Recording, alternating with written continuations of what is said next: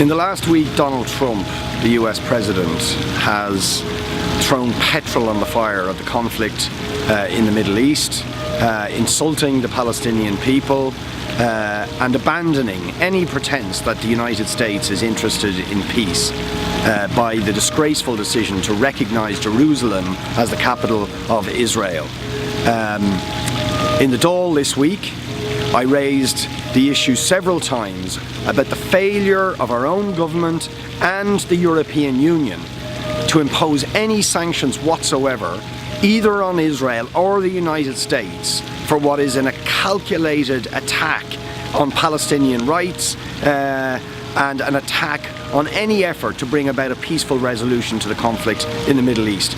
But as you will see, the responses from the Foreign Affairs Minister Simon Coveney were absolutely pathetic. All we get are words of concern, but no sanctions or no action against Trump or Israel. And so I think taking hardline positions on one side or the other is not helpful.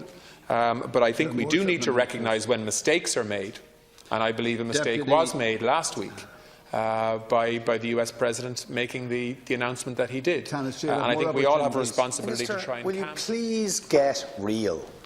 Donald Trump's decision to recognise Jerusalem as the capital of Israel was not a mistake. It was a calculated declaration of war against the Palestinian people, against the Arab world and the Muslim population. And if you don't see that, you are living in cloud cuckoo land. Netanyahu is celebrating. He's now claiming that the European Union eventually will accept this and move its own embassies to Jerusalem. And are you seriously suggesting that the Israeli government, given what it has done since the Oslo Accords, in accelerating illegal settlements, in carving up Jerusalem, ethnically cleansing thousands of Palestinians from East Jerusalem, carving up Hebron, literally slicing Hebron in two, to the point that there are now 600,000 settlers in the West Bank, double what there was in Oslo. Do you honestly believe Israel has the slightest interest in peace? And now the United States has made absolutely clear it has no interest in peace either. I've never believed in the two-state solution because it legitimizes ethnic cleansing. But whether you believe in it or don't believe in it, it is now dead. Because Israel has systematically flouted Oslo, flouted UN international law, and at what point do you say sanctions become justified faced with that? I don't accept that the two-state solution is now dead, and I think that would be a hugely negative message to send to Palestinians and to Israelis for that matter, many of whom I've spoken to who do want a lasting peaceful solution. And who are committed to a two-state solution.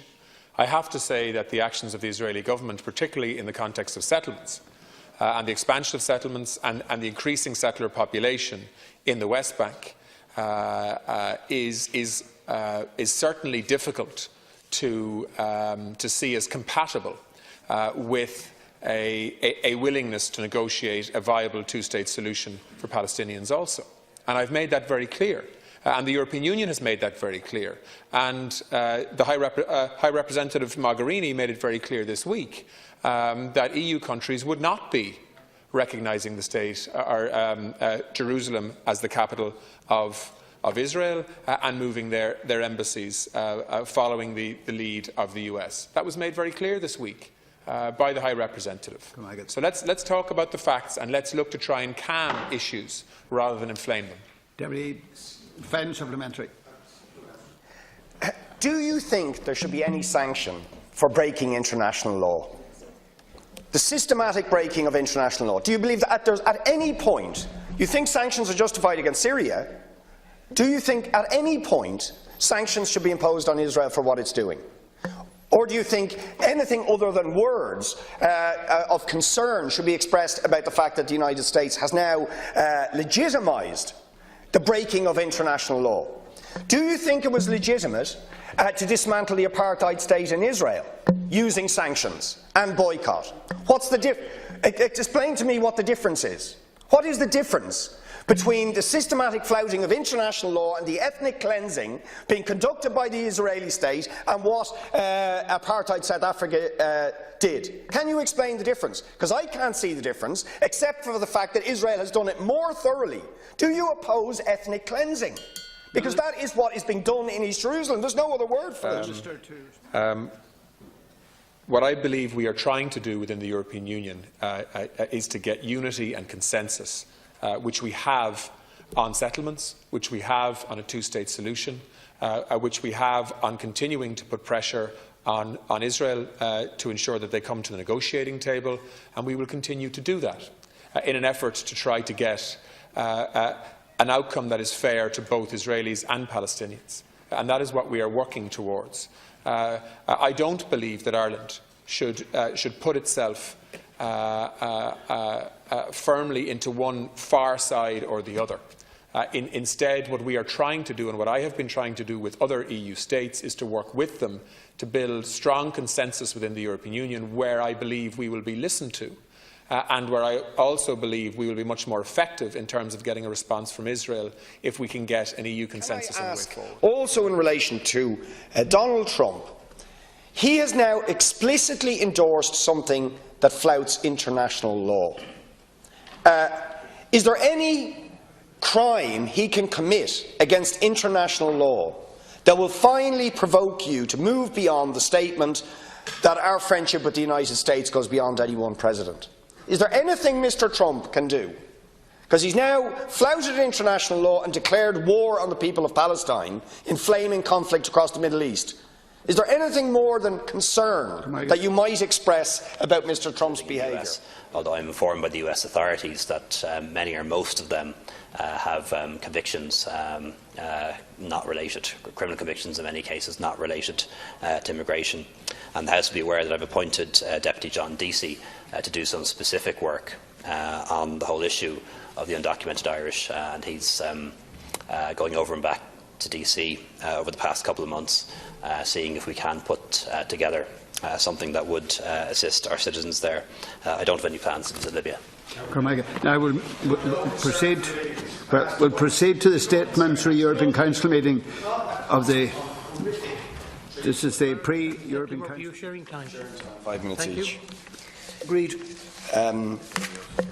The moral indifference. See you, Taoiseach. Yeah. The moral indifference and double standards of European leaders is really stunning to behold. For the last number of weeks, rightly, we've heard the government and other parties in here talk about the need for no borders, north or south. Quite right.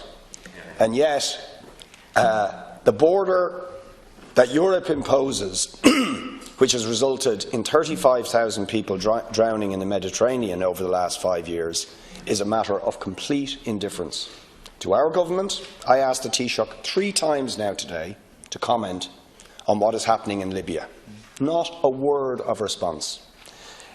In the last week, Amnesty International have produced a report where they make the most damning allegations against all European governments and the European Union.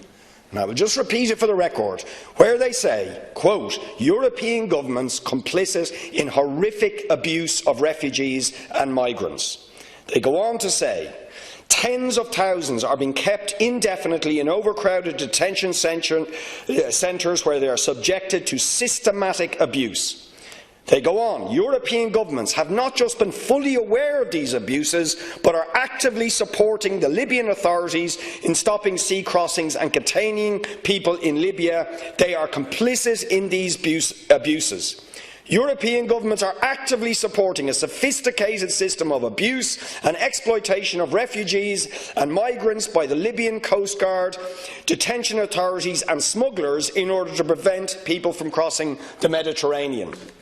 Slavery, physical and sexual abuse, extortion for money, horrific conditions of detention, where there are now 20,000 people living in these conditions.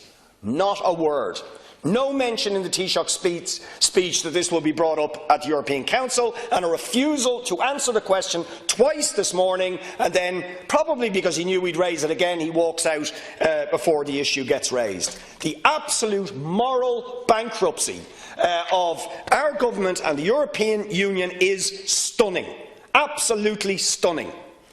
The other issue we asked about is there going to be any move from our government or the European Union beyond expressing concern and hand-wringing about what Donald Trump has done in the last week, in declaring war on the people of Palestine and the entire Middle East, where Donald Trump has now legitimised the illegal annexation of East Jerusalem in defiance of international law by Israel, where they have put two fingers up to the peace process and the two-state solution which Europe claims it supports, although Israel has clearly no interest in that solution.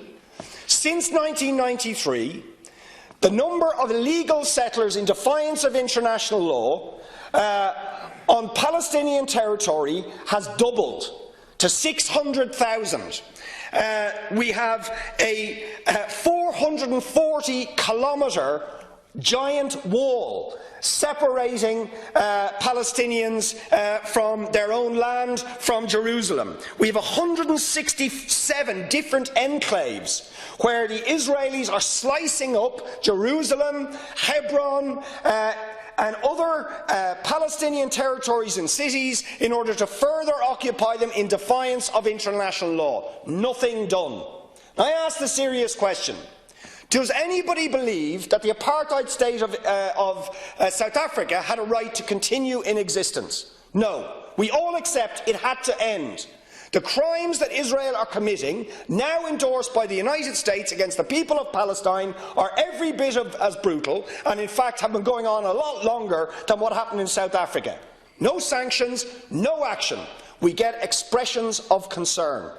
Now, I just ask, when is the European Union, our government, going to find its moral compass and demand action rather than words and crocodile tears about these kind of abuses of Palestinians or Libyans?